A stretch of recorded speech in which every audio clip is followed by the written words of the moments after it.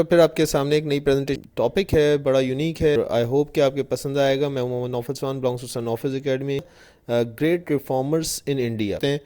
तो हमें जो है वो सर सैयद अहमद ख़ान को तो पढ़ा दिया जाता है, लेकिन बाकी रिफॉर्मर्स इंडिया के नहीं बताए जाते। हालांकि हमें उनको भी पढ़ना हमारा फ़र्ज़ है। और ऐसा नहीं है कि सिर्फ मुसलमानों के अंदर ही रिफॉर्मर्स पैदा हो रहे थे और हिंदुओं के अंदर रिफॉर्मर्स नहीं थे। या लगता है कि पूरा इंडिया जो है वो सोया हुआ था, ऐसा नहीं था। रिफॉर्मर्स पूरी इंडिया के अंदर आ रहे थे और ख़ास तौर पे बंगाल जो था उसके अंदर जो है वो बहुत बड़ा एक इंटेलेक्चुअल पावर था। ख़ुद मुस्लिम लीग भी जो है वो बंगाल से बहुत हद तक ऑपरेट करती रही, बनी भी वहीं पे। तो बंगाल हमेशा से इंटेलेक्ट का जो है वो सेंटर रहा। तो देखते हैं आज कि हम क्या जान पाएंगे इस हवाले से। राजा राम मोहन राय, इसको हम देखेंगे, देवेंद्र नाथ टैगोर को देखेंगे, सर सैयद को देखेंगे, और इसके अलावा जो है वो देवेंद्र नाथ टैगोर के बेटे रविंद्र नाथ टैगोर को भी थोड़ा सा हम देखेंगे। बहरहाल एज ए रिफॉर्मर हम इन तीन लोगों को देखेंगे, इनको कंपेयर करेंगे।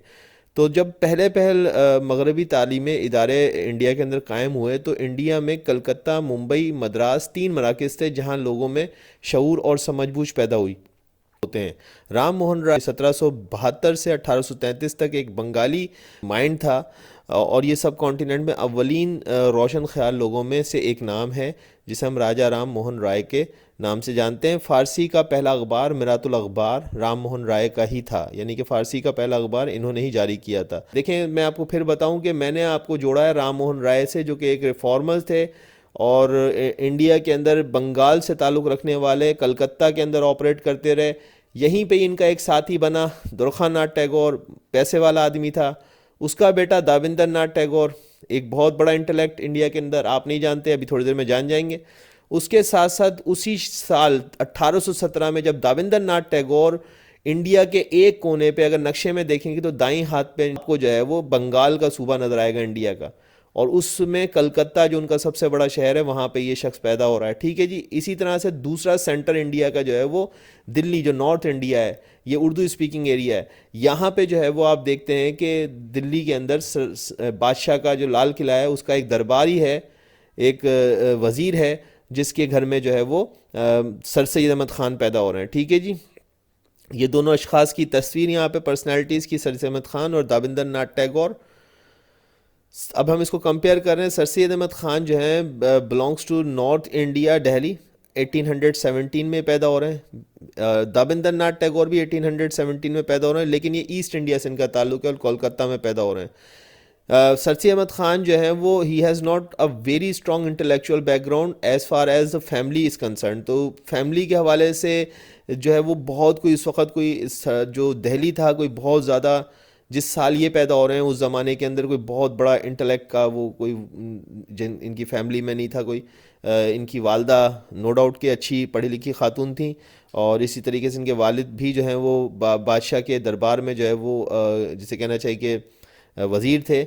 लेकिन अगर आप दाविंदर नाथ से इनको कंपेयर करेंगे तो दाविंदर नाथ जो है वो एक बहुत ही स्ट्रॉन्ग फैमिली से बैकग्राउंड उसका, इनका दुर्गा नाथ टैगोर जो जिसके घर में जो है वो राम मोहन राय का आना जाना हो, तो आप सोच सकते हैं कि यहाँ पे एक बहुत बड़ा सोच और फिक्री जो है वो स्कूल उसको मिला। दूसरी तरफ sir Syed Ahmad Khan founded the Mohammedan Anglo Oriental College in 1875, जिसे हम MAO कॉलेज के नाम से जानते हैं, और जो बाद में जो है वो अलीगढ़ यूनिवर्सिटी 1920 में बन जाता है। दूसरी तरह इसी तरह से सेम उसी सालों में जो है वो दाविंदर नाथ टैगोर जो है वो शांति निकेतन आश्रम 1863 में बनाते हैं, और 1921 में वो भी जो है वो एक यूनिवर्सिटी जिसे हम विश्व भारती यूनिवर्सिटी के नाम से आज जानते हैं, वो 1921 में कायम हो जाती है। हालांकि ये जो है वो कोलकाता के अंदर नहीं था, कलकत्ता से बाहर एक 150 किलोमीटर आगे जगह है, वहाँ पे ये बना हुआ है। कलकत्ता से बहरहाल नज़दीक ही है। ठीक है जी। विश्व भारती यूनिवर्सिटी।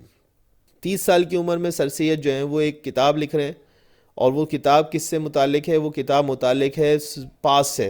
सर सैयद अहमद ख़ान की आप इंटेलेक्ट का अंदाज़ा कर सकते हैं। 30 साल की उम्र में वो पास्ट में खोए हुए हैं, वो दिल्ली की याद में खोए हुए हैं। दिल्ली की जो अज़मतें हैं उनके बारे में वो किताब लिख रहे हैं, आसार सनादी, जिसमें उनके बड़े बड़े जो दिल्ली के जो है वो आसार कदीमा है या उनकी जो पुरानी यादें हैं उनको जो है वो ताज़ा कर रहे हैं। दूसरी तरफ eight the age of 30 Davinder Nath Tagore जो है वो एक बहुत ही प्रोग्रेसिव माइंड के साथ जो है वो एक पूरा रोड मैप है उनके पास काम करने का। Sir Syed and Debendra Nath Tagore both, दोनों ने, दाविंदर नाथ ने भी अपने इलाके में और सर सैयद ने भी अपने इलाके में इस बात को रियलाइज़ कर लिया कि जब तक रिलीजियस के अंदर जो सेट ऑफ डॉगमास हैं, ये जो दकियानूसी जो फरसूदा रिवायतें मज़ाहिब के अंदर मौजूद हैं, चाहे वो हिंदू मत हो चाहे वो इस्लाम हो, दोनों ने अपने अपने मज़ाहिब के अंदर ये ऑब्ज़र्व किया, जब तक वो मौजूद हैं हम पॉलिटिकली इमेंसिपेट नहीं हो सकते। यानी कि हम हमारी जो सियासी जो राह निजात है वो हमें नहीं मिल सकती। तो ये दोनों ने इस चीज़ को ऑब्ज़र्व किया। दूसरी तरफ दाबिंदर नाथ टैगोर यहाँ पे इनसे आगे निकल गए और उन्होंने जो है बाकायदा वेदास, कुरान, बाइबल सबको पढ़ डाला और वो एक्सपर्ट बन गए रिलीजन के अंदर। ठीक है जी।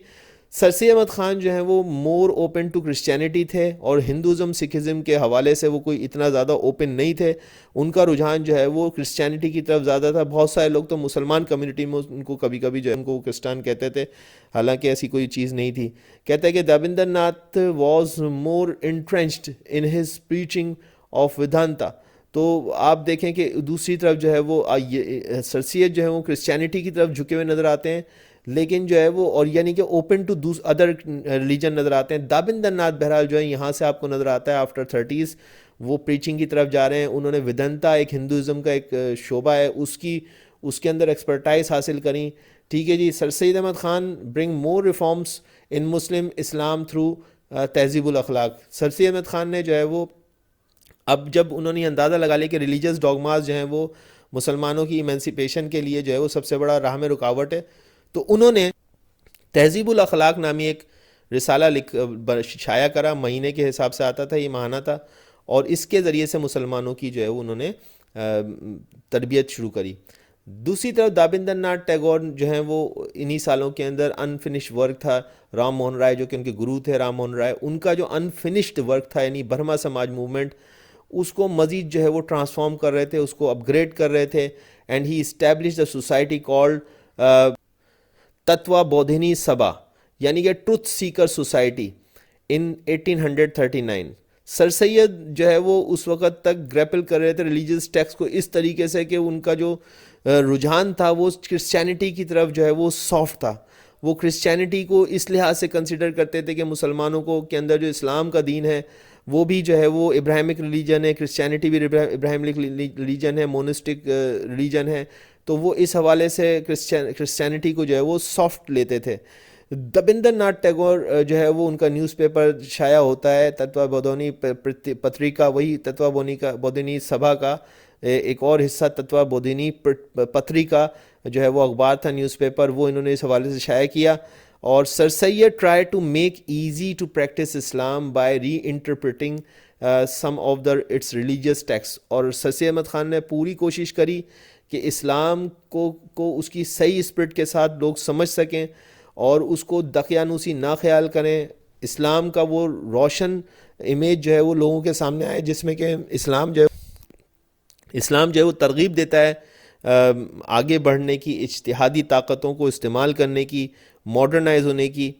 दूसरी तरफ जो है वो बंगाल के अंदर दाबिंदर नाथ टैगोर जो है वो अपोज कर रहे थे क्रिश्चियन मिशनरी को। यहाँ पे आप देख सकते हैं कि इस मौके पे जब सर सैयद 30 और 40 के दरमियान के पट्टे में थे तो उनके अंदर एक ओपननेस आ रही है, उनका माइंड अब खुल रहा है और वो दूसरे रिलीजन को वेलकम कर रहे हैं, खुसूसन क्रिश्चियनिटी को। दूसरी तरफ दाबिंदर नाथ जैसे जैसे अपनी उम्र में आगे बढ़ते जा रहे हैं वो और ज़्यादा उनका माइंड जो है वो फोकस हो रहा है हिंदुज़म की तरफ। और उस ज़माने में एक और प्रॉब्लम ये था कि जिस ज़माने में ये ऑपरेशन चल रहा था सारा का सारा, यानी कि 1830s 1840s, तो अंग्रेज़ जो हैं वो उस वक़्त फोकस थे बंगाल के ऊपर। उनका जो कैपिटल था वो भी याद रखिएगा कि बंगाल के अंदर था, दिल्ली में नहीं था। दिल्ली के अंदर तो उस वक़्त मुग़ल बादशाह जो है वो लाल किले में बैठते थे और उस वक़्त तक जो है वो एज सच कोई जो है वो कोई प्रोग्रेस नहीं थी दिल्ली के अंदर as far as British government is concern. तो ब्रिटिश गवर्नमेंट ऑपरेट कर रही थी इस वाले हिस्से से, ईस्ट बंगाल से। ठीक है जी। तो यहाँ पे क्रिश्चियनिटी के बहुत ज़्यादा मिशनरीज आते थे, यानी कि जिसे आप कह सकते हैं तबलीगी जमातें जिसे कह सकते हैं आप, वो आती थी और वो प्रोपेगेंडा करती थी अगेंस्ट हिंदुज़म, जो कि दाबिंदर नाथ टैगोर को बिल्कुल पसंद नहीं था। आगे चलते हैं। For Muslims post 1857 era was hopeless, in which Sayyid sparked a ray of hope in unique way, while Muslim scholars who were more interested in revival rather than reforms. तो ये वो दौर था 1857 के बाद का, आपको पता है जंग आज़ादी हुई और उसके बाद जो है वो लोगों में बहुत नाउमीदी थी। अंग्रेज़ों ने तो ख़ास तौर पे मुसलमानों के ख़िलाफ़ एक महाज खड़ा कर दिया था, मुसलमान भी अंग्रेज़ों से नफ़रत कर रहे थे। ऐसे में सर सैयद अहमद ख़ान ने एक एक तहरीक का आगाज़ किया। उस तहरीक को जो है वो आप अलीगढ़ मूवमेंट के नाम से जानते हैं, और उसके ज़रिए से उन्होंने कहा बताया कि अंग्रेज़ मुसलमानों के दुश्मन नहीं है और मुसलमान भी अंग्रेज़ों के दुश्मन नहीं है। दोनों तरफ की पार्टियों को उन्होंने समझाया। टाइम इसमें लगा लेकिन इससे बहुत बेहतरी आई। सर सैयद अहमद ख़ान का ये अजीम कारनामा हम एज ए मुस्लिम जो है वो इसको निगलेक्ट नहीं कर सकते। In 1850, Burma Samaj, led by the Devinder Nath, published a new doctrine called Burma Dharma। और इसी तरीके से 1850 की जो आसपास का आप दौर देखेंगे तो उस वक़्त जो है वो देवेंद्र नाथ टैगोर जो है वो नई डॉक्ट्राइन एक लेके आए जिसका नाम बर्मा धर्मा रखा गया। ठीक है जी। एट द एज ऑफ 40, 1857 का ही साल था जब ये 40 साल के हो गए। अब का जो सर सैयद था वो कंजर्वेटिव से ज़्यादा प्रोग्रेसिव हो रहा था, यानी कि अब वो रिवायतों से ज़्यादा आगे का फ्यूचर देख रहा था कि फ्यूचर में क्या होना चाहिए और फ्यूचर के लिए क्या ज़रूरी है।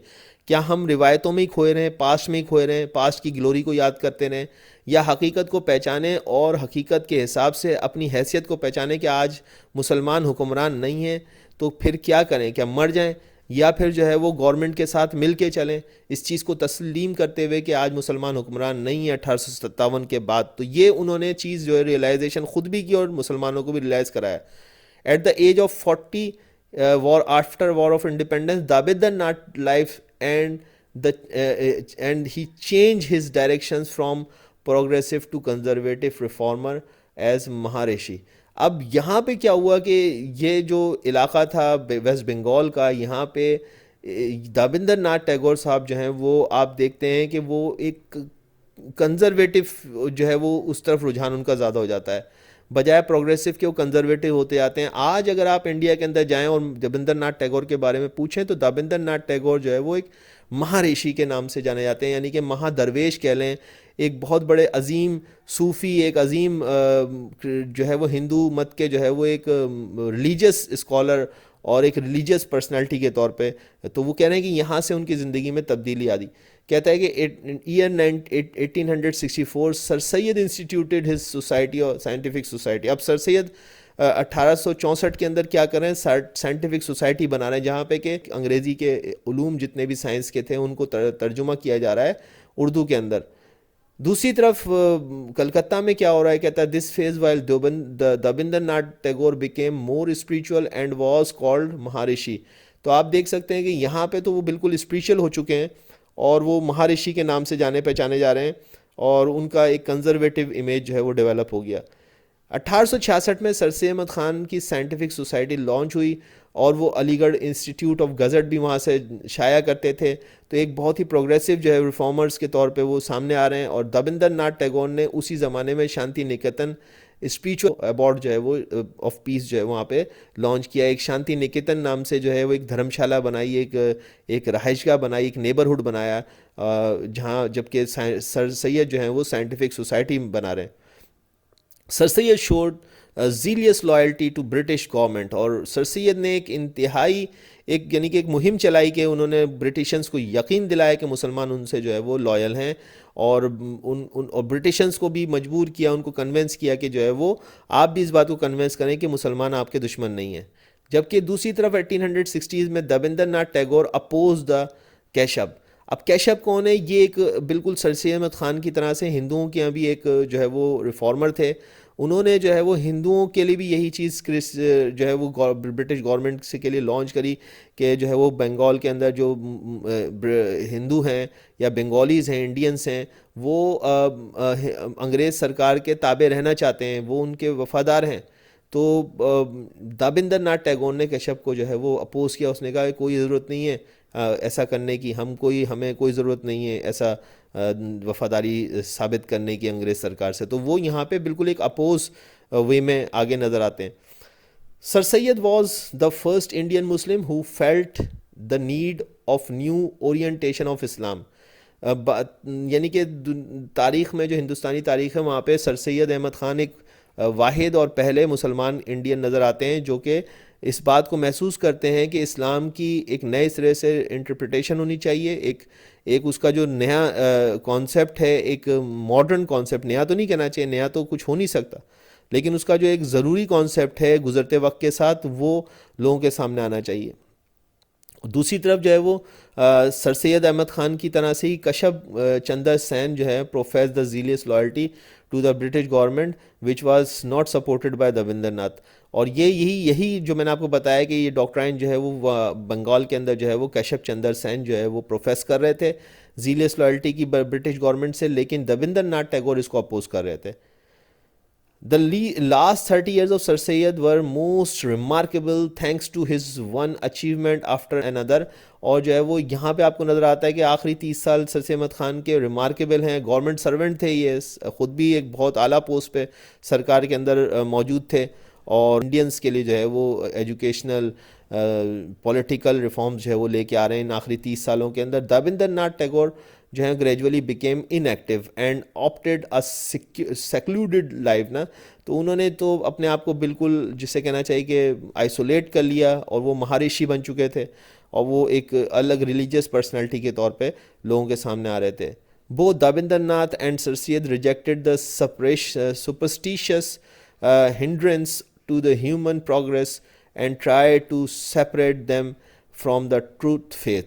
अब वो जो वही जो रिवायती ख्याल थे सुपरस्टिशन के, फलाना हो जाता है, ये करोगे तो ये बदशगुनी हो जाएगी, ये नेकशगुनी हो जाएगी, इन सर सैयद अहमद ख़ान ने भी मुसलमानों में से और देवेंद्र नाथ ने हिंदुओं में से जो है इस चीज़ को रिजेक्ट किया।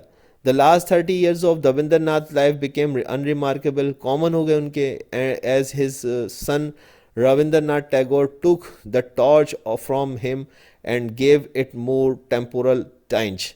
अब वो यहाँ पे कह रहा है कि जब आखिरी 30 साल अगर देवेंद्र नाथ के सर सैयद से कंपेयर किए जाएँ तो देवेंद्र नाथ आइसोलेट हो चुके थे, उनकी ज़िंदगी में आखिरी 30 सालों में कोई ऐसा रिमार्केबल जो है वो इवेंट नज़र नहीं आ रहा। यहाँ से रविंद्रनाथ टैगोर जो उनके बेटे थे देवेंद्र नाथ टैगोर के, इनका मैं आखिर में ज़रूर जिक्र करूँगा, आप ज़रूर सुनिएगा कि रविंद्रनाथ टैगोर की क्या इंपॉर्टेंस है। तो वो उन्होंने जो अपने बाप का जो मिशन है उसको उन्होंने आगे बढ़ाया। कहता है अलीगढ़ मुस्लिम यूनिवर्सिटी जो है was open to all religions, its core was Muslim and not secular. तो वो कहता है कि नो डाउट के अलीगढ़ मुस्लिम यूनिवर्सिटी सबके लिए थी। After coming back from England Syed gave examples of young English man and women for their hard work but never acknowledge that process of secularisation. Sir Syed England से वापस आने के बाद जो है वो बहुत मुतासर थे अंग्रेज़ों से, और वो चाहते थे कि उनका जो हार्ड वर्क है, उनका जो कॉन्सेप्ट है वर्किंग का, वो मुसलमानों में भी आए। Devendra Nath Tagore stood with footsteps of Ram Mohan Roy. हालांकि देवेंद्र नाथ टैगोर जो है वो अपने गुरु राम मोहन राय के जो है वो नक्श कदम पे चलते रहे। Both Devendra Nath and sir Syed followed इश्तिहाद, जिसे री इंटरप्रिटेशन कहते हैं, एंड अपोज तकलीद copying the following old values. तो ओल्ड वैल्यूज़ को फॉलो करने के ख़िलाफ़ रहे दोनों, देवेंद्र नाथ भी सर सैयद भी, और वो कहते थे कि इज्तिहादी रास्ते होने चाहिए, री इंटरप्रिटेशन होनी चाहिए, रिफॉर्म्स होनी चाहिए रिलीजन के अंदर, आपकी लाइफ के अंदर। तो ये दोनों का रहा। इसी तरीके से both tried, sir Syed and Devendra Nath both tried to propagate true religion in their own way. तो उन रिलीजन का जो एक नया कॉन्सेप्ट है, यानी कि एक मॉडर्न कॉन्सेप्ट, नया नहीं कहना चाहिए, मॉडर्न कॉन्सेप्ट के ऊपर जो है वो सर सैयद और देवेंद्र नाथ दोनों ही अपनी लाइफ को करते रहे। अब रविंद्रनाथ टैगोर को थोड़ा सा देख लेते हैं कि रविंद्रनाथ टैगोर कौन थे। कहता है कि who wrote the national anthem of India. तो रविंद्रनाथ टैगोर ने जो है नेशनल एंथम इंडिया का लिखा था। It was written in 1911 in Bengali language, translated by the colonel Abid. Indian National Army के कर्नल आबिद थे, इन्होंने इसको ट्रांसलेट किया। एडॉप्टेड हिंदी के अंदर इसको ट्रांसलेट हुआ, बंगाली में पहले 1911 में बना। उसी साल जो है वो आबिद अली साहब ने इसको ट्रांसलेट किया, और उसी साल जो है ये अडॉप्टेड हो गया नेशनल कांग्रेस के अंदर, वहाँ पे इसको पढ़ा भी गया। लेकिन इंडिया के तराने के तौर पे, ये नेशनल एंथम के तौर पे कॉन्स्टिट्यूएंट असेंबली ने 1950 के अंदर इसको कौमी तराने के तौर पे जो है वो इंडिया के अंदर राइज किया। ठीक है जी। तो रविंद्रनाथ टैगोर वो शख्स हैं जिन्होंने इंडिया का कौमी तराना लिखा। Why did Rabindranath get the Nobel Prize? He was given a Nobel Prize in Literature in 1913. He was the first non-European Indian to be awarded Nobel Prize. Received the prize on his English version of poetry. उन्होंने कुछ Bengali poetry लिखी थी गीतांजलि के नाम से, उसी को उन्होंने जो है वो री ट्रांसफॉर्म किया था, ट्रांसफॉर्म करके इंग्लिश के अंदर क्रिएट किया था, तो उस पर उनको जो है वो बड़ी ज़बरदस्त पोइट्री थी उनकी, उसको जो है वो नोबेल प्राइज़ मिला की थी। बहरहाल ये चंद चीज़ें थी जो मैंने आपको बताई। आई होप कि आपको समझ आई होंगी या पसंद आया तो सब्सक्राइब और लाइक कर दे। Thank you.